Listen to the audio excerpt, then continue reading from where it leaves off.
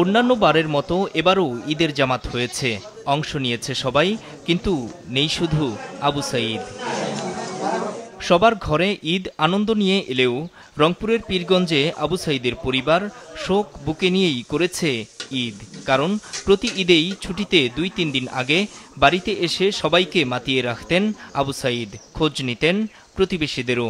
ঈদের যে একটা আমেজ, সেটা আমাদের মাঝখান থেকে, পরিবারের মাঝখান থেকে হারাই গেছে। একটা এত কিছু পাওয়ার পরও এত মানুষ আসতেছে, বলতেছে, আমার বাবারে বলতেছে, বাবা আপনার এক সন্তান হারাইছে, আমরা হাজার সন্তান, আপনার লাখ লাখ সন্তান আপনার পাশে আমরা আছি। আমাদেরকে এসে বলতেছে, ভাই আপনার এক সাঈদ ভাই গেছে, আমরা হাজার হাজার সাঈদ ভাই আপনাদের পাশে আছি। কিন্তু কারো মাঝেই আবু সাঈদরে খুঁজে পাই না। প্রতি বছরে ঈদগুলোতে আবু সাঈদের মাধ্যমেই বোনদের বাড়িতে লাচা সামাই এবং ঈদের যে পোশাক আশাক ওর মাধ্যমেই আমরা পাঠাইতাম। 13 বছর ছেলে নিয়ে তোর ঈদ করা হয়েছিল, আনন্দতে ঈদ করা হয়েছিল। এইবার ছেলে নাই তো আমার অন্তরে খুব দুঃখ।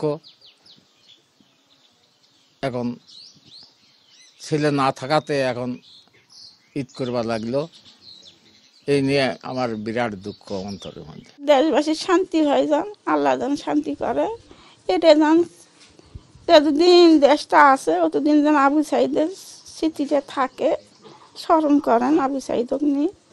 এটাই হলো আশা পাওয়া, আর কিছু আশা পাওয়া নাই। পুলিশের গুলিতে শহীদ আবু সাঈদ সহ জুলাই অভ্যুত্থানে অন্য সব পরিবার যেন বিচার পায়, সেই দাবি জানান তার পরিবারের সদস্য সহ প্রতিবেশীরা। জুলাই অভ্যুত্থানের আবু সাঈদের আমি সহযোদ্ধা। গত বছর যখন আমি মসজিদে ইতেকাফে ছিলাম, সে প্রায় 10 দিনের মধ্যে 5 দিনে আমার কাছে গেছে, খোঁজ খবর নিছে।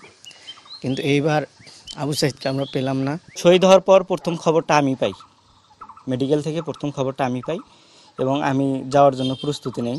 প্রস্তুতির পর তো গেলাম, বিভিন্ন বাধা ছিল এর মধ্যে, যাইতে দিচ্ছিল না। আমরা আগামীতে আরও স্বচ্ছ বাংলাদেশ দেখতে চাই, যেন আগামীতে আর কারো কোনো মায়ের কল খালি না হয়। আবু সাঈদ সহ যারা শহীদ করে দিয়েছেন তাদেরকে দ্রুত বিচার যেন আমরা এই দেশের মাটিতে দেখতে পাই অন্তর্বর্তীকালীন সরকারের কাছে, এবং যারা ভবিষ্যতে সরকারে আসবেন তাদের কাছে আমাদের এই প্রত্যাশা থাকলো। আবু সাঈদের পরিবারের মতো জুলাই অভ্যুত্থানে শহীদ হওয়া রংপুর বিভাগের সাজ্জাদ, মিলন, মানিক, মেরাজ সহ অনেকের পরিবারেই এবার নেই ঈদের আনন্দ। শহীদ মানিকের অবুঝ সন্তান আজও খুঁজে ফেরে বাবাকে, স্বামীর স্মৃতি নিয়েই বেঁচে আছেন স্ত্রী। আমার বাবা বাবা বাবা করে ডাকতেছে, কালকেও ডাকতেছে বাবা।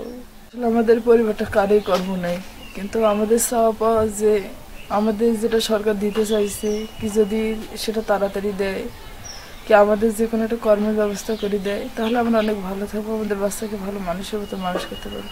ওই বাবা আমার ঘুরে গেল, কই চলে এখন গোটা লজ্জা পাইলাম রে,